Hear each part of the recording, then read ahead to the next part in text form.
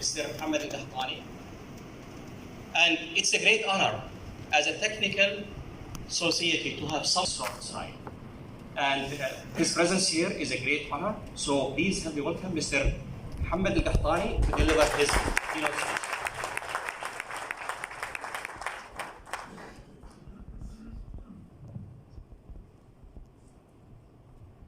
Ladies and gentlemen, good evening. Good evening. Can you all hear me? Yep, of course. In the back, are we good? Fantastic. Now, I've been asked to speak to you today about leadership. And when Mr. Sulaiman asked me to do that, I thought to myself, come on, can you give me why would you give me such a boring topic? But I'm gonna try my best. Can you think of someone who you worked under that you enjoyed working with? What was the one quality that made that person such a great leader? 2,000 years ago, there was a war between China and Mongolia. And the Mongolian army was large in population. And one of the Chinese generals went to the emperor to ask him for more soldiers so he can fight Mongolians. And the emperor said, well, I don't have any more soldiers. You took everybody. All I have is just, farmers and carpenters and builders who cannot actually fight. And the general is trying to convince the emperor. He said, I only need 20,000 people. So I can fight an army of 40,000 Mongolians. The emperor said, this cannot be done. And still, I don't have anybody that I can spare for you. We don't have any more soldiers. And the general said, Your Highness, please, just give me 20,000 people, any people. I will turn them into an army. He's taking a video there. Really? Now, they were talking while they're walking around the palace. And the emperor said to the general jokingly, he said, well, you claim that you can turn anybody into an army, right? Yes. Now, the emperor had a bunch of ladies who hang out around his palace for his own amusement. So he said to the general, well, since you claim you can turn anybody into a soldier in an army, can you turn these ladies into soldiers? And the general said, of course I can. But am I allowed to do anything I want? And the emperor said, you can do whatever you want. So the general got all the ladies and lined them up in 3 lines. And he picked the 3 oldest of them and put them in front of each line. And he said to the ladies in the front, the leaders of the groups, he said, your job is to keep order in your lines. The ladies in the back, your job is this. I'm going to ring this bell, and I'm going to do some hand movements, some fighting stance. I want you to repeat exactly what I do. Is that clear? Everybody said yes. General rang the bell. Ha! Hoo! Yeah! Ha! And then rang the bell again. And the ladies tried to copy what he did. How did he do it? I don't know. And there was chaos in the line. The emperor is laughing.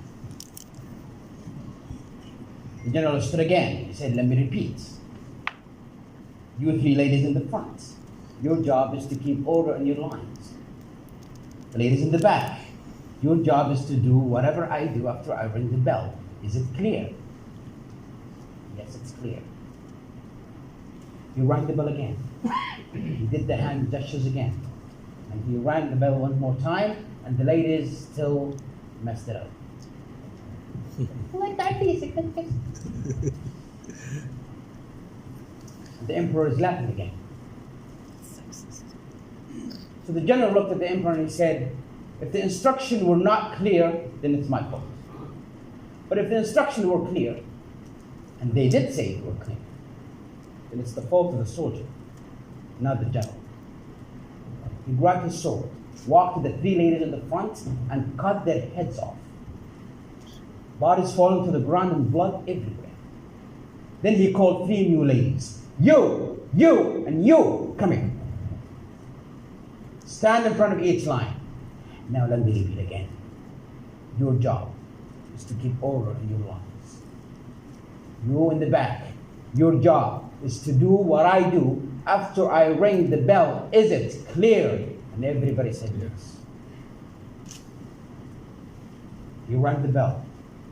He did the hand movements and everybody followed precisely.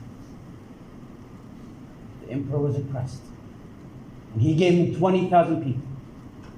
And he took this 20,000 and he faced 40,000 Mongolians and he won. The question is, why did he win? Discipline. Because fear makes you do the impossible. Yeah. On the other hand, Prophet Muhammad, peace be upon him, was out with 300 of his followers. While they were out, they received the news that the enemy is coming with more than 1,000 soldiers. They are outnumbered, outweaponed, out everything. And the enemy only wants him. The Prophet stood in front of his people. Most of them are from the Medina. And he looked over. And he thought to himself, this is not their fight. They should not just die because these people want me.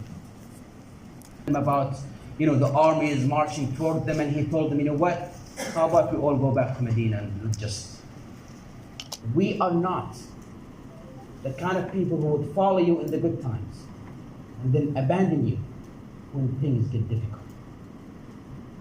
Take us and march us through the sea. We will all follow you, not a single person is left behind. He took the 300. He marched against 1,000 and he won. But why did he win, ladies and gentlemen? Because love makes you do the impossible too. Right. How many of you here are married with kids? How old is your children? 12, 9, 6. All right, let's pick the 6. You're driving, and your 6-year-old is next to you in the car. And while you're driving and you're doing a bit fast, you have a flat tire. The car flips, lands upside down. You're okay, he's okay. And the flame, and you know the car is about to blow. Do you think you can lift the car up to save your son's life? I think I will do it. Yes, you will. Where did that strength come from? Where did the strength come from? Fear of losing someone that you love, and love for someone who's closer to your heart. The combination will make you do the impossible. Now, why am I telling you all of this? When it comes to leadership, when it comes to influencing people who work under you, you can do it either way. You can lead with fear. Make the people under you fear of losing their jobs. You can lead with love. That you care so much for everybody who works under you that they come to work, not because it's work, but they come for you. Both, trust me, will accomplish. Fear will get them to do the job, and love will get them to do the job too. But with fear, they will wait for anything to take you down. They will wait for that moment that you retire or die or something happens to you. How do you want to lead? With fear or with love? I leave the choice. Thank you so much for listening.